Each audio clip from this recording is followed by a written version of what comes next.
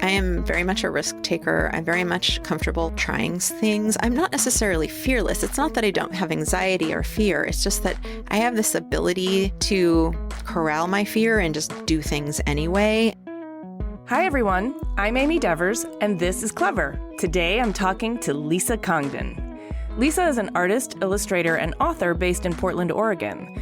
You've probably seen her work on Instagram or read one of her books, like Find Your Artistic Voice, The Essential Guide to Working Your Creative Magic, or Art Inc., The Essential Guide for Building Your Career as an Artist.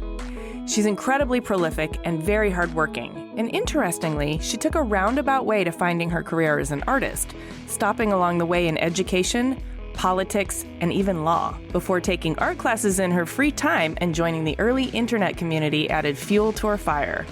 I met up with her at the Adobe Max conference, where we sat down in the Airstream Podcast Lounge to record this conversation.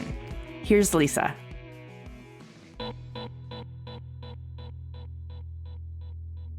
My name is Lisa Congdon. I live and work in Portland, Oregon. I'm an artist, illustrator, and writer, and I do that because I love it. I can't not do it. I have no choice. It's like why a flower blooms. Yes, exactly. Okay, so we always like to go way back to the beginning, from the word go. You're a little kid. Where did you grow up? What was your family dynamic like? Illustrate your childhood for us. So I was born on January 17th, 1968, which makes me a Capricorn. And I am very much a Capricorn by all the rules. Oh, yeah? Yes. And I was born in upstate New York. My mom is also an artist, although she sort of came into it later in life as well. She was older than I was, and she's a textile artist. And my dad is a nuclear physicist, or was. He has his PhD in nuclear physics. So I have a father who is a scientist. And a rocket scientist. Basically, yeah. Yes. I have two siblings, a sister who's 2 years younger and a brother who's 2 years older. So I'm also the middle child, the diplomat. Yes. Got it. Yeah. So in my family, what's interesting is that I was definitely pinned as the least creative. Oh, how did that? Well, I'm not really sure. You know, my brother and sister are sort of more introverted than I am. So I was definitely the more extroverted one, probably the one who was out playing in the neighborhood with other kids more often.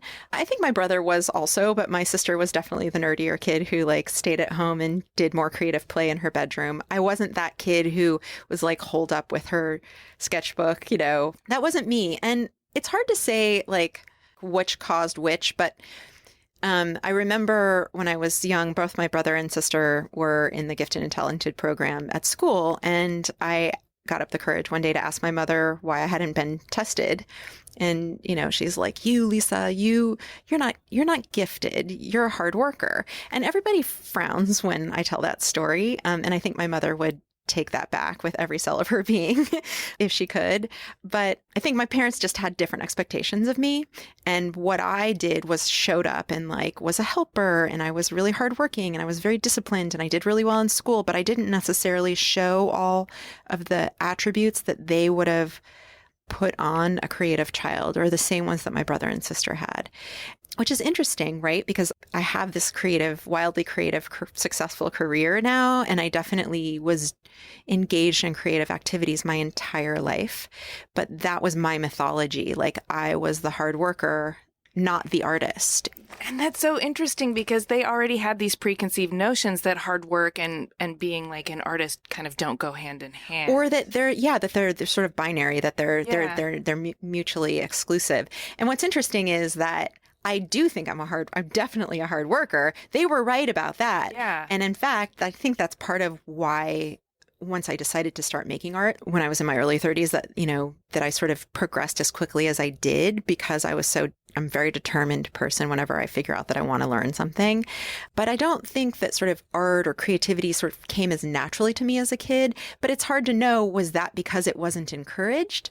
Or is that's the cart horse argument, like which comes first? Or was it not encouraged because I just wasn't demonstrating it, and I was demonstrating an interest in other things? And so that's something we'll never know necessarily. Right. Were you getting validation for other things? Oh, yeah. Your hard work, and I know you loved swimming. Yes, and I was very athletic. Yeah. Okay.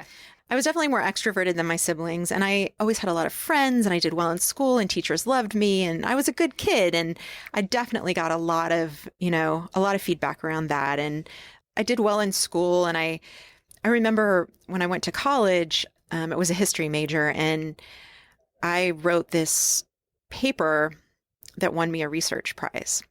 And the professor who was in charge of this seminar where I took this class where I wrote this paper and was then granted this prize told me that I was brilliant. And it was the first time in my life that anyone ever told me that. And so I think my parents now think I'm brilliant, and maybe they did then, and maybe they even told me and I don't remember, but It felt like the first time anyone ever told me, right? And I just remember being like it's so important to hear that kind of thing. I will never forget that. And it wasn't like, this was not art. I wrote a paper. Mm-hmm. I researched something and wrote a paper, but it was like someone acknowledged that I was special. And that's really what I think I wanted more of, was to just understand, I had something that I could like offer the world or be good at or whatever. Other than just industriousness. Yeah, exactly. But it sounds like perhaps the compliment on your industriousness kept that going as well, too. Oh, yeah, for sure. Like that no fed rebelling everything. against it. No, that fed everything. And honestly, I think sometimes kids do rebel against that. And I just wasn't one of those kids. I was like, oh, if this is how I get my parents' approval, I'm going to keep doing it. I'm just going to keep working hard. And I remember like wanting so badly for them to be proud of me when I got this research prize, because it was really the first time in my life that I had ever been rewarded or awarded something that significant. And, I look back and it was probably no big deal. I went to a really small college in Northern California. It was not like anything huge, but to me, it was like this life-changing experience. Like, I'm smart. Yeah. And then later on, I started getting positive feedback when I started making things with my hands, and hearing encouragement from people definitely caused me to keep going in that regard as well. It's a powerful thing. And I think a lot of times with the children that we raise, we sometimes don't understand the power of that kind of validation, especially if they're expressing themselves in an atypical way. we don't know how to quantify it ourselves. Well, I also think like you and I are from a generation where our parents were like children of the Depression, right? And so they were told to raise children, or they learned to raise children who were hardworking and industrious. And like, because in their generation, that was like the values was like getting through hard times. And then we're Gen Xers, and Gen Xers now have children that get told they're special all the time, because Gen Xers, we didn't get told we were special all the time. Right. And so that's what we missed. And so then, then we're raising generation of like, Gen Yers and millennials who are told all the time how special they are, which isn't necessarily a bad thing, although sometimes I think it can be. But you see what I'm saying? Yes. Like these things go through generations. Yes. And what's interesting is my sister, who was raised in the similar way that I was, has a 19 going on 20-year-old daughter who she tells every day how amazing she is, because it's important for her. She understands how important it is for her to hear that, because my parents were amazing parents and they loved us very much. And we knew that, but we didn't get praised a lot growing up. I had a similar, same generation, but they were also conditioned to reward you for getting good grades and following the rules. That's right. They were not rewarding me for my creative interpretation of the rules. That's right. That's right. Because I was causing them problems. But like the teenage years, what were those like for you? Were you, obviously you were still hardworking and social, it sounds like. Yeah. How are you expressing your individuality? Well, I really wasn't. I mean, actually, the talk that I'm giving at Adobe Max, the very beginning of it sort of is about how, like, when I was a kid, I really just wanted to fit in.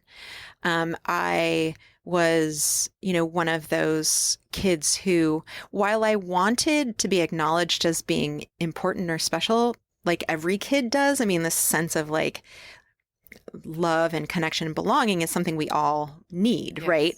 And I was no different. But aside from that, I really also just wanted to be accepted and part of the crowd and like to fit in. I didn't necessarily want to be different.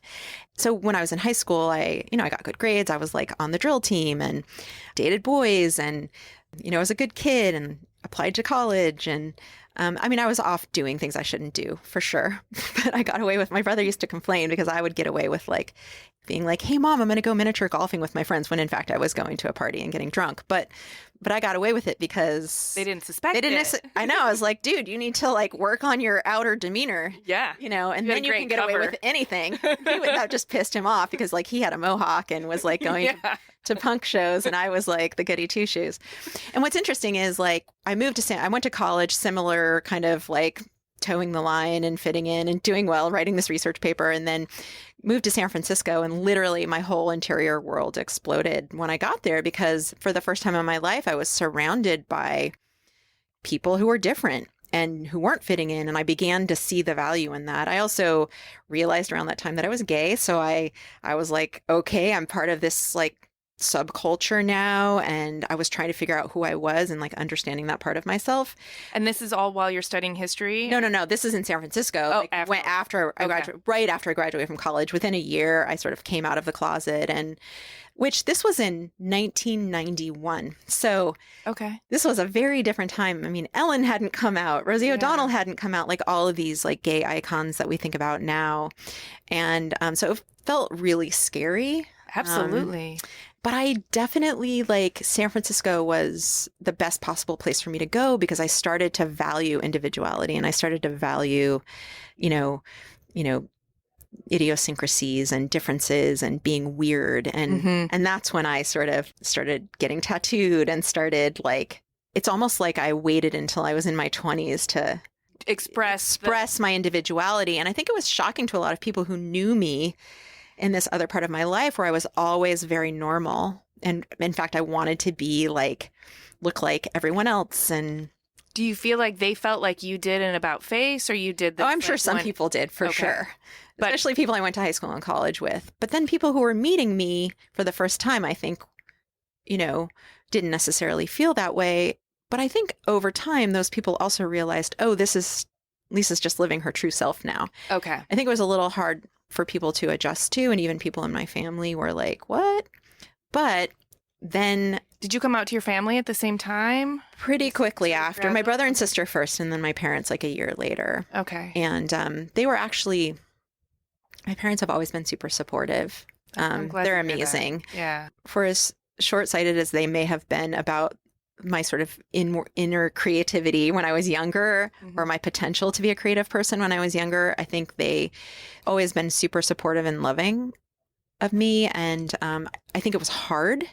I think less because they thought that my lifestyle was wrong, but more that they were feared for me, because you have to remember, again, this was like the early 90s, and They were worried about what you were going to encounter. that's right, more than anything. Were they also worried about, like, did they have any grief over losing the idea of a husband and grandchildren? Well, it's so funny you should mention that, because I don't know about my dad, but my mom admitted to me years later, and she kept this from me, and I really like admire her that she kept this from me, because I'm not sure how much I could have handled it at the time if she had told me. But she admitted to me years later that she did go through this grieving process because I was the kid who was going to live, get married to the man and raise children and have a career and have this, because I had always been this sort of model kid, right? And I was going to take that into adulthood. And my brother and sister were these sort of weirdos who went to UC Santa Cruz and,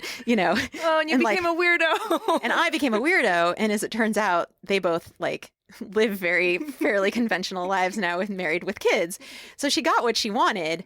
Her expectations had Right. to go through a major Right. readjustment. Not to mention the fact that, I chose not to have kids, but I easily could have, because I've been in two very, long-term committed relationships with other women where, we had even talked about adopting or having a kid, and I chose not to. But this day and age, like, your sexuality doesn't prohibit you from that. And at the time, she didn't understand that. None of us really did. Right. And she also was just sort of like, oh, Lisa's going to live this hard life. And I got into a relationship in my early 20s with somebody who I was with for 8 years, and that person became part of my family. And I think over time, my mom saw, oh, Lisa is loved. Somebody is taking care of her. And, they're in a sort of relationship where they take care of each other. We bought a house. We had this sort of very normal life. And I think she began to let go of these expectations. And then my sister had some kids and she got grandkids and it was all fine.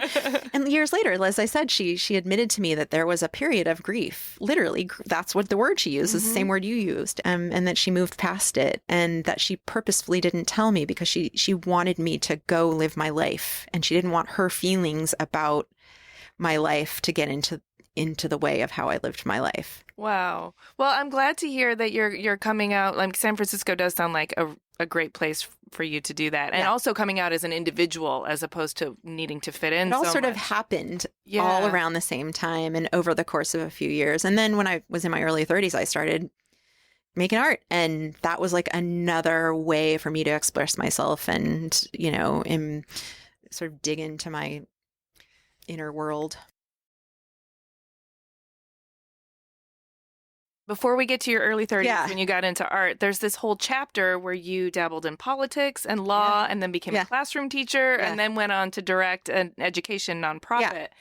All of that, I'm sure, it's all fodder, it's all grist for the mill, it's all experience that you draw from. Take us through that. Okay. So when I was in college, I got really interested in politics. So this was like pre-Clinton. Remember I went to see Dukakis, that I was like getting really interested. I studied political history. And so I got really interested in politics in general. And I was at that age, I was in college and I was like, I got to choose a political party. I got to that's when your activism gets fired up. And my parents are pretty progressive. And so I had been raised by Democrats and my parents are super political now. But, this was in the 70s and 80s when I was growing up. And we talked about politics periodically, but it wasn't like a major topic of conversation in my home. It wasn't until I went to college that I got really interested in it. I was on the newspaper staff. And so there was like editorials that were being written, and a lot of the people that I became friends with who were also on the newspaper staff got me interested in politics. And I had a roommate who she was going to go do an internship on Capitol Hill. She got me really interested in applying.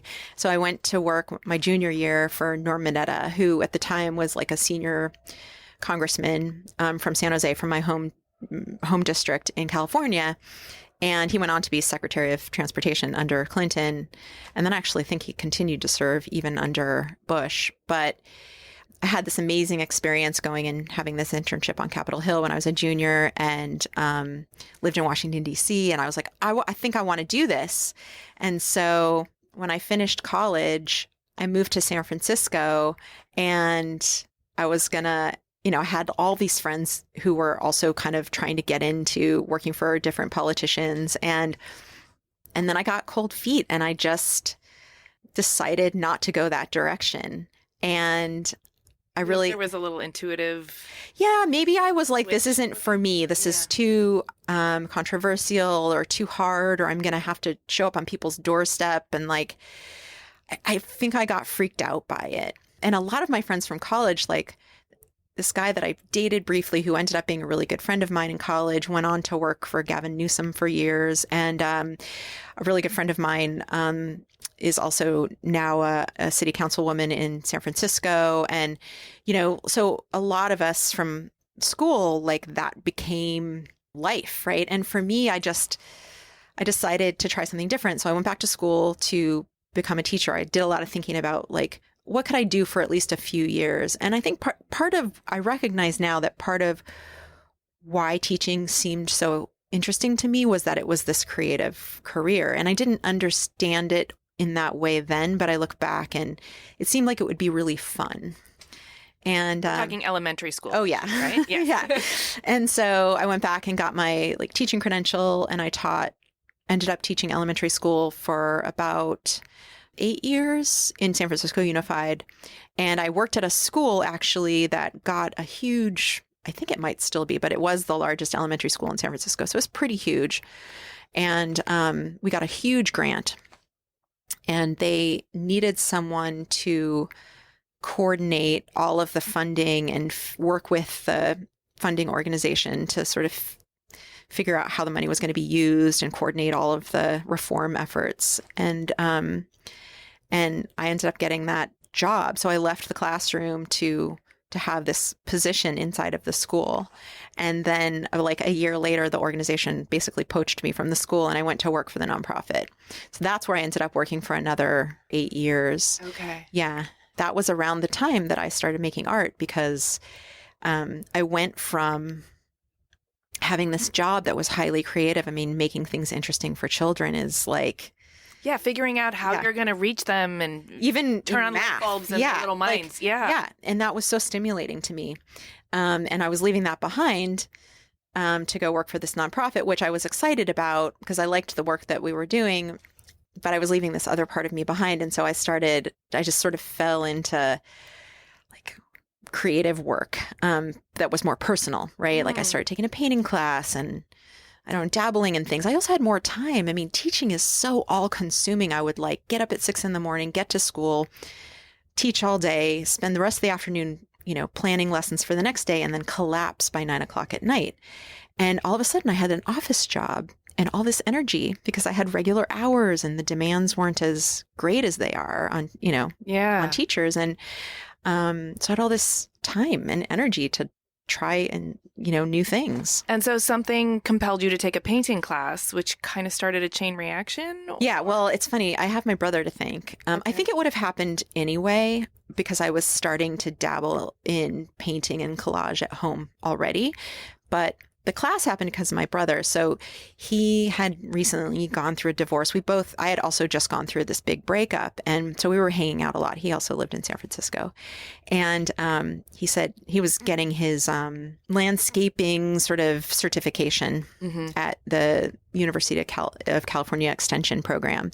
And he had to take an elective. And he decided to take this painting class as an elective. And he asked me if I would take it with him because it was through the extension program. Anyone could take it.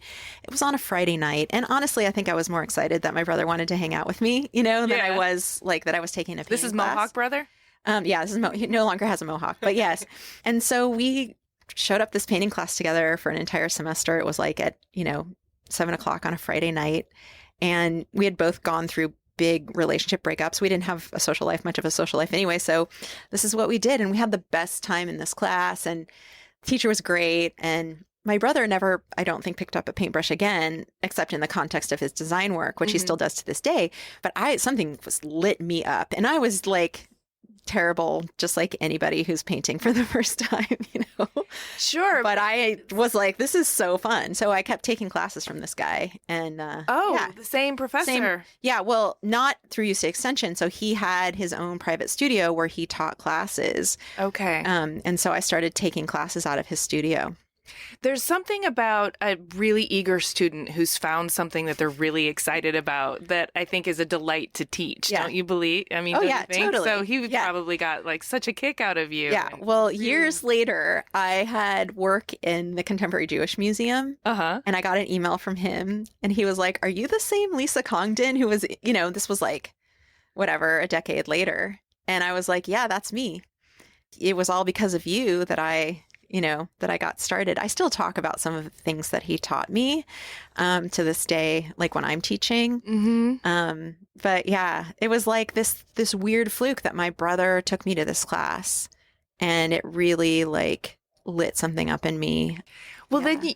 then you gave yourself permission to follow through. I mean, not immediately. You kept your full-time job for a while. Oh, yeah. But you made some transitions and you Yeah. turned that into a full-on career. Yeah. And that was definitely not my intention at first. Like, it's not like I picked up the paintbrush and I got really into it and I was like, someday I'm going to be a professional artist. In fact, I didn't. Jackson Pollock. Right. It never occurred to me that was possible because I didn't understand. I mean, in my mind, being an artist meant you were somebody like that who had like studied art or who it was a world so foreign to me that I never, ever, ever would have imagined it. And so for me, it was just more like, I'm going to have fun. But the internet happened. I started sharing pictures of the stuff I was making, again, with no intention to sell it or even, think of Instagram, but like, I mean, I kept a blog and I was on Flickr. So think about Instagram, but it's in its infancy. Like before Instagram was even Instagram, there was like people sharing work on these very clunky platforms, but there was a community forming and people were learning from each other. And, that's how Jamie, your partner in this podcast, and I met originally, is just like through this very small world of people who were either graphic designers, illustrators, fine artists, makers, crafters. The DIY movement was just kind of starting at this was like in the early mid 2000s.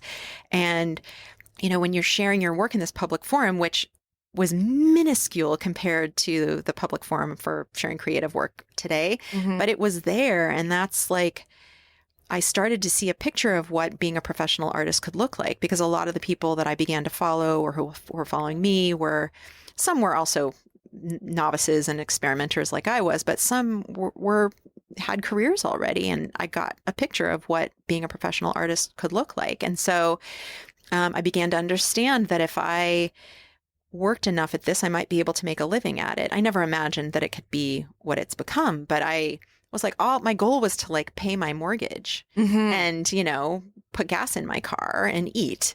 I just wanted to do this thing. I didn't ever want to be like making a ton of money or be famous. Like that was the furthest thing from my mind. What do you think it was about you that was an internet early adopter, that felt comfortable publishing your work online and becoming part of a community of DIY and professional artists? I think that I am one of those people who people always assume that high achievers are perfectionists. And I think often that's true, but I am the opposite. Like I am very much a risk taker. I'm very much comfortable like trying things. I'm not necessarily fearless. It's not that I don't have anxiety or fear. It's just that I have this ability to corral my fear and just do things anyway. And that's always been true about me. That's like, even when I was in a totally different profession, that's sort of like how I've always sort of approached things. And I think that the internet didn't feel that scary to me. Of course, we never knew how big it was going to be. I was like, oh, here's a place where I can learn from other people.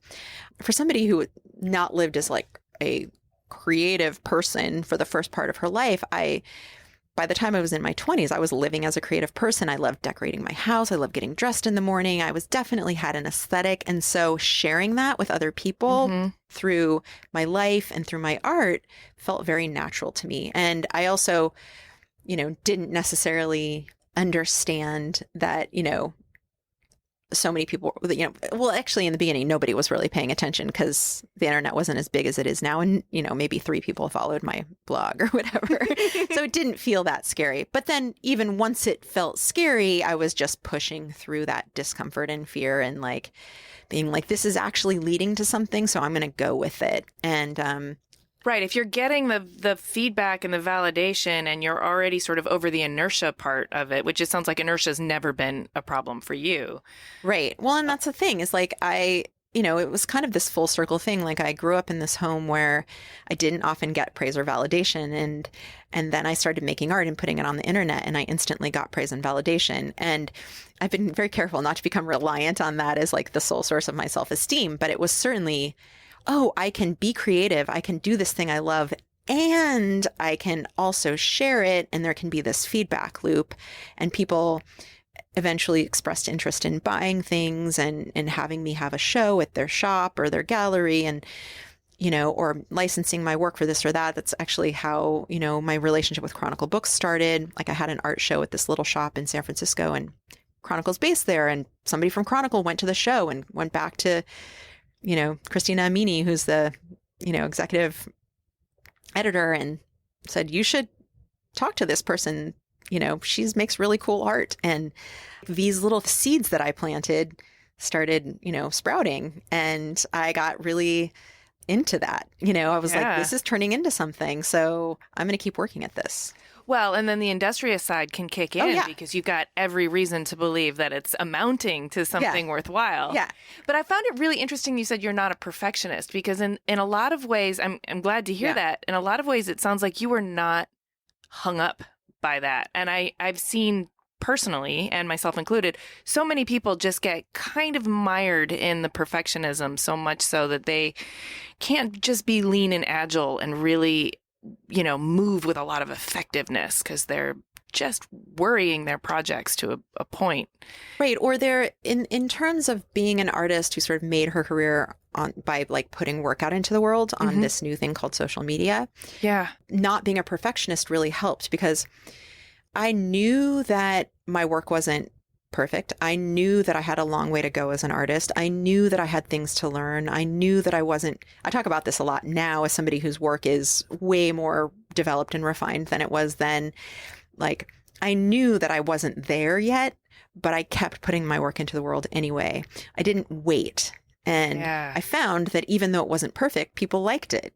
And so I didn't wait until I had figured things out to start sharing. I started sharing early on. And I think that's where not being a perfectionist helped me. I was really willing to just show my work to others, tell a story about it, essentially to be vulnerable. Yeah. And very early on.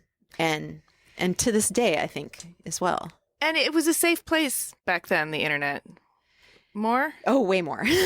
More? I'm not on Twitter anymore because Twitter doesn't feel like a safe place to me. Okay. It hasn't for years. But like, yeah, it's definitely like, and some platforms feel safer than others for sure. You know, it's such an interesting world that we live in. But it definitely felt safer back then, both because I personally didn't have as large a following, but also it hadn't. You weren't a target either. No. Exactly. And it was all about discovery back then as well. That's right. People weren't so accustomed to being there to knock people down or debate or debate. Yeah, they were just seeing what else was out there. Yeah, as somebody who really sort of nerds out on certain topics, like it was like this place where you would just go learn things and find other people who nerded out on the same things, right? Yeah. I love that you grew up in that. And you mentioned your fortuitous meeting with a Chronicle Books person who brought you back into the Chronicle family to start illustrating. Is that how so it got? basically the first thing that they did was my work's really changed a lot over the last decade, but I used to paint these like kind of otherworldly birch tree forests, and like my work was mostly landscapes.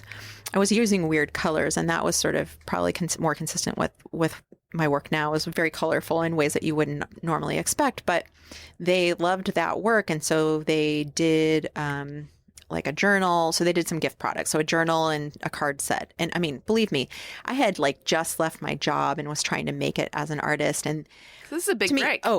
Like I have to remember that, that kind of stuff happens for me like all the time now. It's literally no big deal. But not that I don't appreciate those opportunities when they happen, but they're like, oh, I'm going to get this deal with the stationery company. That's great. This was like it made me feel this sense of like legitimacy and like satisfaction that was indescribable. And the journal cover ended up being on the cover of the catalog that year. And I think this was in 2009 by the time this happened. And that was also just like huge. And I ended up signing with an illustration agent that very same year, who I'm no longer represented by, but that also felt huge. And I think she was so excited to have someone who, already had this sort of contract with because I was very new on the scene. Yeah. Hadn't really found my voice yet. But so a lot happened in 2007, 2008, 2009. In that sort of like things started to happen for me. They were very small compared to the things that happened in my career now, but they were so significant. They felt even bigger than some of the huge things that have happened to me recently because they were the like formative things. And pathways were opening up to you. That if you followed down that, more things were going to open. Right. up. And that's exactly what happened. Well, I want to get into the books. I'm sure that relationship with Chronicle Books also kind of opened up the idea to becoming an author, but I really want to know why you feel compelled to write books and put books out into the world. And I mean, obviously the illustrations make a lot of sense, but you've also done a bunch of interviews and some really fascinating topics, and you're a champion of creativity. Yeah. Well, I love making books, and I discovered that early on. So before I made a book with Chronicle, I made a book with this very small publisher called Uppercase in Canada. And I did this project in 2010 called A Collection a Day. And I also collect lots of weird, mostly old office and school supplies, and then I make them put in arrangements and by color, and I photograph them. And another thing besides my illustration that I'm known for, and that all started in 2010. And my arrangements and photographs looked very different then than they do now, but my voice around this stuff was forming. And for every day for an entire year, I took a different sort of photograph of one of my collections organized on an imaginary grid. And the woman who owns Uppercase got really excited about that project, and she published it into a book when I was done. And I talk a lot about these daily projects that I've done that have really sort of catapulted my career. And so that turned into a book. And again, it was like a very small run and, very small publisher. It didn't have big distribution. But 2 years later, I did this other project called 365 Days of Hand Lettering. And that's really where my book relationship with Chronicle started. So that project, Bridget Watson-Payne, who's now my main editor at Chronicle and head of the art division there, she came to me about 3 months into that project and said I had started hand lettering quotes, and which seems so cheesy now because everybody does it, but doing this thing, and that not at the time not very many people were doing. Mm-hmm. And she's like, I think we should make a book out of the 100 of these quotes that you've been hand lettering for this daily project that you're doing. And I was like, okay. So it just sort of like she came to me and said, I follow your blog. This was before, this wasn't even on Instagram. This was like before Instagram. And I was like, okay, let's do it. And so I had that, and that is that title. It's called Whatever You Are, Be a Good One, is the best-selling art title that Chronicle's ever released. And I think part of that is the title is very aspirational, and it sells really well during graduation time. Oh, but makes sense. Yeah. But it's just a book of like kind of random quotes that I loved and collected, and then illustrated and hand lettered. And that my style of hand lettering has changed. I mean, everything's different, but that book has had all this staying power. So that was sort of like this seminal thing that I did with Chronicle. And then from there, it was like, we love working with you. You know, I loved working with them. And so we just kept making books together.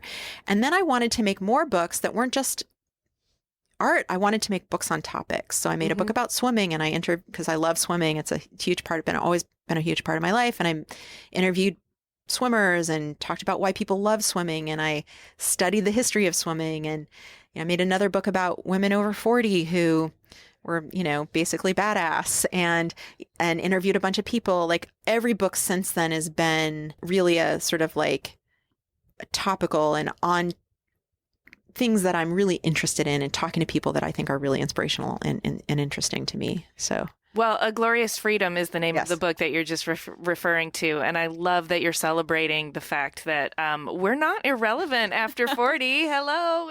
Well, it's so funny because people always ask me, like during Q&As at talks, like women will raise their hand and say, I'm 45 and I really I'm worried that I'm not going to make it in a creative career, and, I can't keep up. And like, what do you say? And I say, like, you have more creativity, you have more wisdom, you have more experience, more DGAF. That's right. You, if there's a time for you to do it, it's now. Like, you have an advantage. Don't think of this as a disadvantage. Think of this as an advantage. And part of the reason I'm able to say that is I had to tell myself the same thing, because I had a lot of imposter syndrome early on about like, do I really belong here? What do I have to offer the world of art and illustration?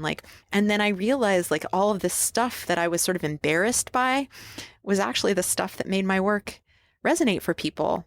And I encourage other people to think of their experience in that same way. That makes me want to get into your creative process a bit, if we can dig into it. I know there's the overarching process, which is how you design your career, how you think about your life, how you value your creative journey. And then there's the nitty gritty, which is, has to do with your lettering and illustration. But your prolificness belies your industriousness, for sure. And potentially your lack of perfectionism. Yes. I mean, do you toss a lot of stuff out as well? Yes. I talk about this all the time, like the bottom of the painting curve, where you're ready to toss things out. Like I mostly work through that. But I do toss a fair amount of things out as well. And, every now and again, I'll look back at things that I posted 2 years ago and I'll cringe because, I'm always developing and changing, and we always are sort of our own worst critic, right? But I definitely am one of those people who I love to draw. I love to make things and I love sharing it with my audience. I get so much from the act of creativity and from making stuff that people can interact with and have a relationship with. Like the whole package is, I love. And it's also exhausting sometimes, but so I have to take care of myself, but I'm really into it. And so I think for me, like part of the reason I'm prolific is because I have this well of energy and creativity that keeps coming back to me, that allows me to keep going. But I was not creative for so many years, and maybe at some point I'll use it all up, but I do feel like it sort of regenerates itself. And yeah, of course I get creative blocks and I go through periods where I feel really crappy and I don't want to make any work and I'm just posting old things on social media. But I do also manage to get myself out of those situations pretty quickly. How do you do that? Well, somebody asked me today, actually earlier in my talk here at Adobe Max, somebody was like, stood up at the Q&A at the end and he said basically that, like, how do you do that? I struggle with that. And for me, it's three things. One is grit. Sometimes I don't have a choice to forge on because I have a deadline. Mm-hmm. And I have to show up and get the work done. And sometimes forcing yourself through the bottom of the painting curve or, you know, whatever analogy you want to use. Yeah, the Shark Tank or whatever is the only way. I do have a lot of grit. And I'm built that way. Not everybody's like that. And for better or for worse, I think it also gets me in trouble. Okay. So that's one thing. The second thing is knowing when to step away and when to take a break and when to rest and when to walk away when you have that luxury.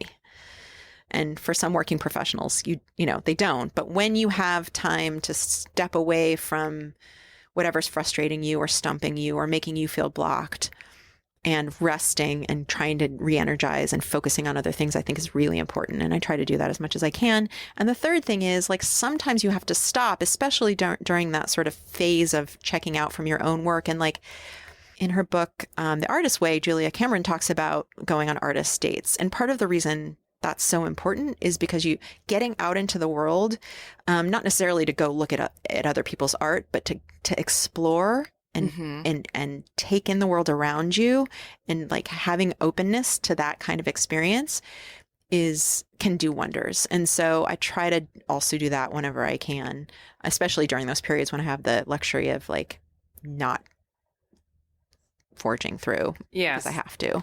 As creatives, we all have to grow, but Right. It doesn't always feel comfortable. Right. Do you have protocol that you put yourself through to kind of get yourself through and out of your comfort zone? Or do you let it flow more organically, like that openness you were just talking about? Well, right now, my work schedule is so intense. I mean, because in some ways, putting yourself in a purposefully challenging situation is a luxury, right? Because it means you have time to go learn something new. And so, of course, I said, part of the reason my workload is so huge is because I said yes to projects. That's definitely, I'm not saying that's a bad situation to be in, but it doesn't allow so much time for personal growth.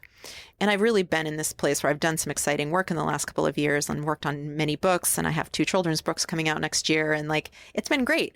But man, am I ready to like dig into learning new things. And because I actually really enjoy putting myself in the situation of being a learner, and it's something I advocate in my new book that, you know, on Finding Your Artistic Voice, that people do, right? That they put themselves in the situation of being a learner and challenging themselves and engaging in these sort of daily challenges. And so I'm taking a sabbatical next year from client work and books, and I'm still going to be making art every day, but I'm so excited because I actually am going to have more time in my schedule.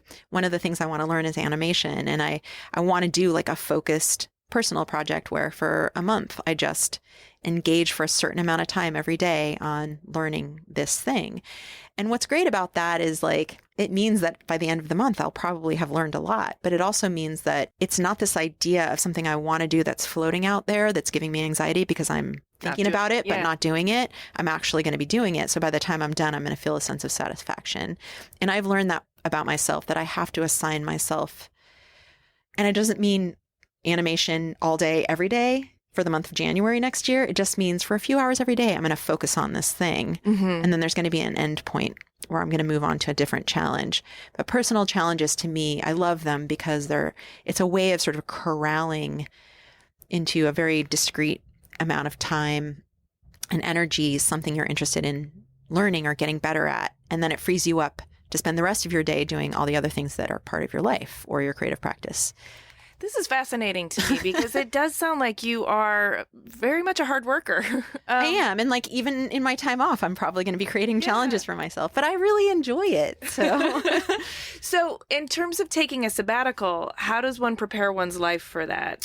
You save up enough money and you let all your clients know that I'm still here, but I'm... And then... So I have some bread and butter clients that people I work with regularly, and it's possible I might have to like do some updates. And, you know, I'm not under the illusion that next year is like, I'm going to do everything in my power to make it as free of client work as possible. And yes, I have informed all of my existing clients. It also means saying no almost every day to other clients or people who are interested in or not this year. Or not this year, but yes. So there's a lot of that. And even to speaking engagements and other things that are going to glad we take got my you time. now then. So, and I'm still doing a little bit of that kind of thing as well and traveling. Yeah. So it's a lot of boundaries, and that's really hard because I'm a people pleaser and I love what I do and I want to say yes to everyone, but I can't even now that I am.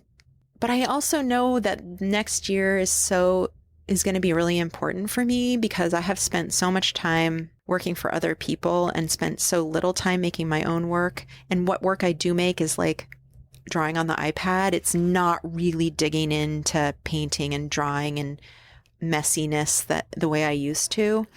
I'm excited to see what happens when I bought a kiln. So I'm making ceramics. Like I really want to get myself out of my usual way of doing things and try some new things and really getting my hands dirty. I think that's a courageous move. I mean, you have to. Thank you. Yeah, I think it's incredibly courageous. Thank you. I'm just mostly excited about it. Although I know January 1st is going to come and I'm going to be like, oh shit, what am I doing now? I don't have any clients telling me what to do and I got to figure this out on my own. No, and then you're your own worst critic. Yeah, exactly. In a new medium. Yeah. I do want to talk about things that are related to work, but also your personal life, who you are as a human, because you're fascinating. Thank you. One of the things that I think about a lot is the intersection of emotional labor and creative labor. Mm-hmm. And I wonder, I know you've been a classroom teacher, you've come out as gay, you've had long-term relationships, you have a great family relationship, but so much of what you do is a contribution, and it's got to feel in some way like you're building trust with your audience. And where do you find the most overlap is between your emotional labor and your creative labor? Well, it's really interesting. A lot of artists and designers don't want to do any emotional labor. And I think if it's uncomfortable for you, that's totally fine. Like you get to decide what your interaction with your audience or the people who consume your work, what that looks like. And that's part of being human, is that you get to be you and do it your way, right? And for me, part of like healing from all of the things in my life that have been damaging, or part of being a person who cares about social justice or how women think of themselves, or all of those things that have affected my life, that I get to use art as a way of talking about those things, right? It's essentially part of my voice now. Mm-hmm. That's a sort of emotional labor that I've chosen, both because I feel a responsibility to, but also because it has allowed me to connect with people to the point where people will walk up to me on the street and like cry or tell me that they feel like they know me. And it's awkward sometimes because I've gotten really comfortable with that, and mostly I just give people hugs. But because they don't really know me, right? But I've shared enough of myself through this sort of emotional labor that I do, that's part of my work, that they feel like they know me. And so, which serves me, right? Because you want people to feel like, if you want people to connect with your work, you know, it's important that you're vulnerable in some ways in order for that to happen. Your work has to give enough to resonate. Right. Otherwise, it's Right. And part of my work is what I write about it, right? How much of myself I share in my own experience. And part of that is like talking about how not everything about being an artist is easy or hunky dory, right? Like that there's this part of it that's actually really painful. And that's something that I experience. And there's so many layers to that I feel like I haven't even touched. So for me, it's like the labor is the labor that I want to do and that I'm choosing to do. And it actually has been really wonderful because I have this connection with women in particular, especially of my generation, right, who find some sense of hope in my message or in my work. And that's really a beautiful thing. But it's also like, I don't have this entirely private life, even though there's a lot of things about my life I don't share that people know nothing about. I have this whole other life that people might see glimpses of, me riding my bike with my cycling team on a weekend, right? And they know that I do that, but they don't get the full story. They don't get the full story. And that's necessary because I also have to have part of me just have friends who are not artists or not in my world and just have these relationships with people that are just about how we connect and not who I am or, I have one really close friend who I met because she followed me on Instagram and she came up to me in line at a movie theater and we got to talking. And I was like, she was so nice. And she's a massage therapist. Like I said, reach out to me on Instagram. I had just moved to Portland. I was looking for friends. So she did. And we had coffee like the next week. And we just really hit it off. But it was hard for her at first because I was Lisa, the person she follows on Instagram and looking. Yeah. Right. And she really had to do a lot of work to sort of get over that and see me as a human being. And I had to do a lot of work in being vulnerable with her so that she could see me as this imperfect person. And so that's been a really interesting journey for the two of us, which we've just celebrated our 4-year anniversary as friends. But yeah, congratulations. But you almost had to you're like, I didn't put myself on this pedestal. Right. But I'm still, take my hand. Yeah. I'm going to get down off of this. Yeah.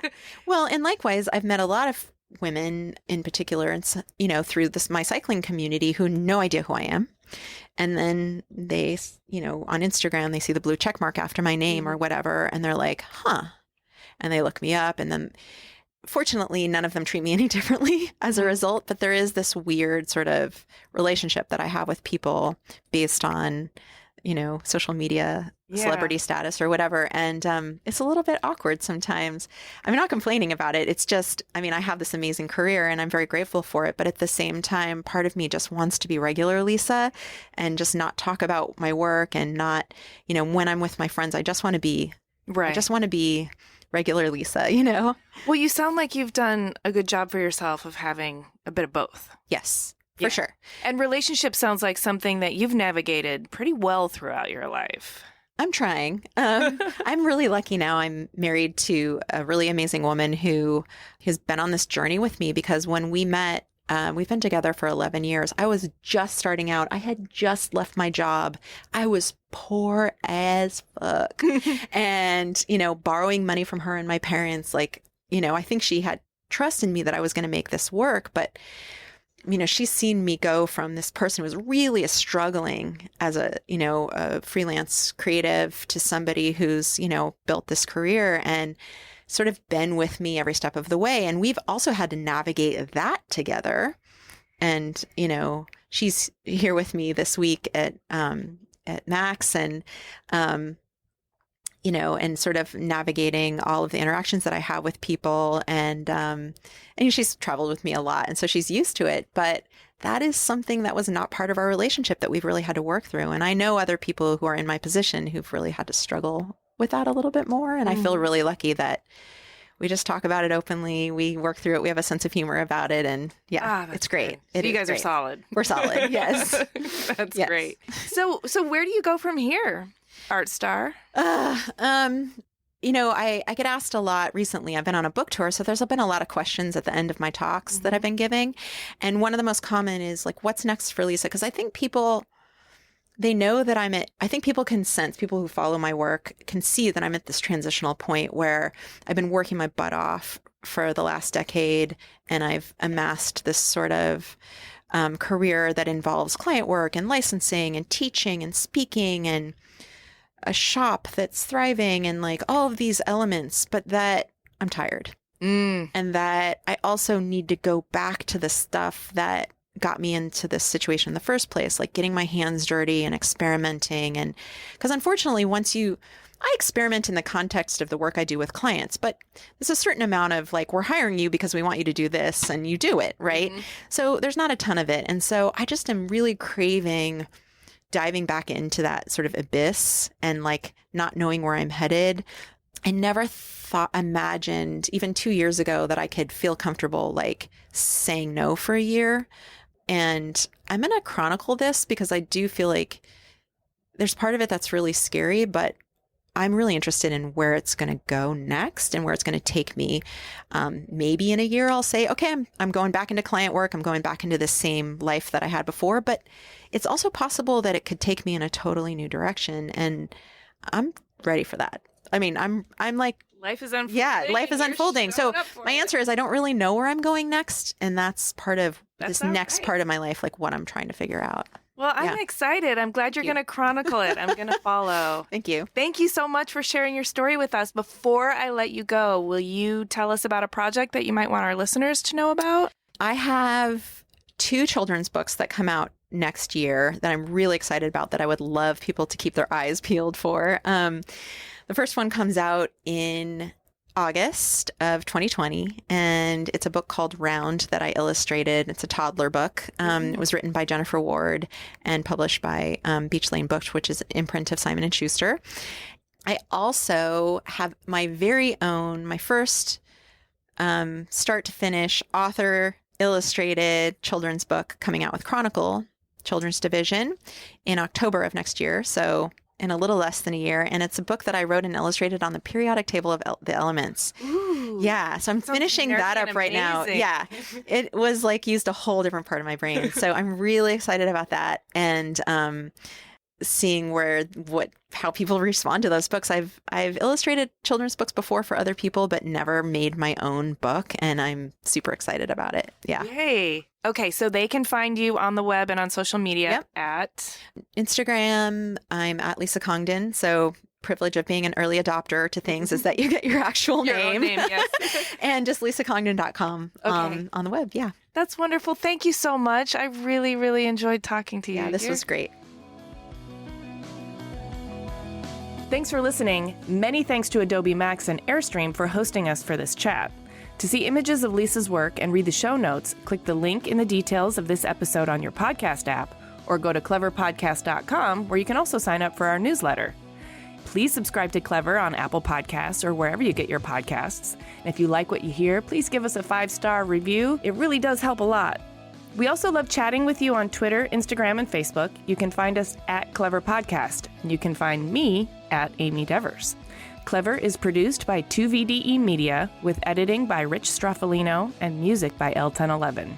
Clever is proudly distributed by Design Milk.